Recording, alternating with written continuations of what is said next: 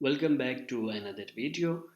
In this video, we are going to study lazy stacks. So let's start by creating a new file and name it as LazyVStack Playground.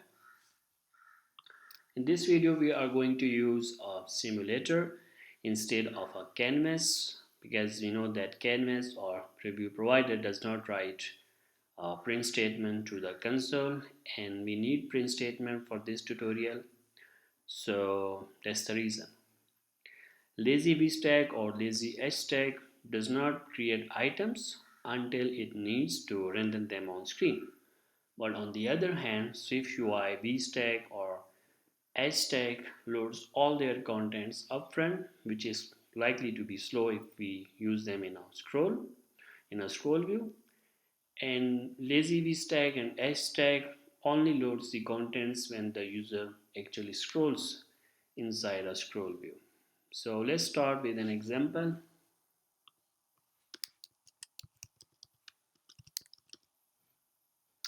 And let's just have a VStack in here, and let's just use for each, and for the ID let's just use .self.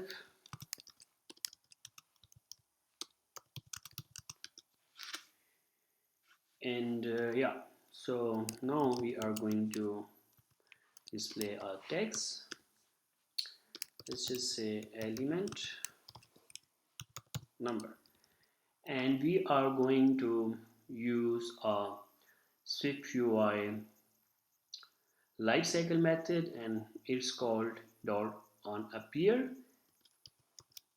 And we haven't studied the lifecycle methods yet, but for the sake of this tutorial we have to utilize this one. And it's simply what it does, it's this callback is, or this method is called whenever the view that you have wrote this on appears actually on the screen. So let's just say we have 1000 elements, and once this element maybe like element 900 appears on screen, so this clock is going to execute. So within this we are going to write a print statement, and we can just say maybe just the element number. So now let's just run this on a simulator and see what we have in the print statement. And for this to run, we have to go into our SwiftUI playground app file, which is the main file of this project, and we have to use this file as a initial view for our app so that we can actually see it. Now let's just hit the play button.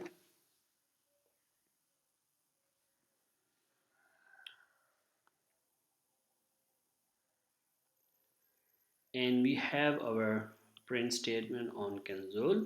So if you scroll, you can see that we have all these elements created. But we don't actually need all these elements because right now we can only see 40 elements on the screen. But since this is a default VStack, so now it actually loads everything that's inside directly on the screen, or loads it into the memory. So now if we scroll, we can scroll, but all of these elements are already created. And let's just say if the user closes this app without even looking at the element maybe 996, so this is actually a waste of memory.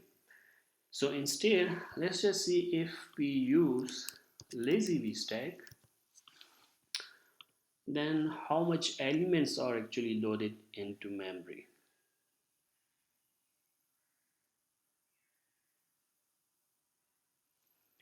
Now if I scroll up, these elements are in random order in here, but at max I think I can see maybe this 36, or yeah, I guess max 36 or something. Yeah, we have actually 38 as well, that's the maximum. So we have only the elements that are actually visible on the screen. So this is how powerful, or how this LazyStack is, because it only loads the content that is visible or which are required for the UI. Now if let's just clear our console And now as I am going to scroll, you can see the new elements are created. So this is the main difference between the lazy VStack and a normal VStack. So I hope this is easy to understand. And apart from this, there is no major difference between these stacks. You can use the alignment same way you are using with the VStack. You can use a spacing. So everything else is same. The only difference is the elements are loaded. All of the elements are loaded in VStack, and in the lazy VStack, we only have the elements that are required for the UI. And same is the thing with the LazyHStack. So let's try that. For that we have to use this scroll view with the horizontal axis, and instead of LazyVStack, let's write LazyHStack. And now if we run this,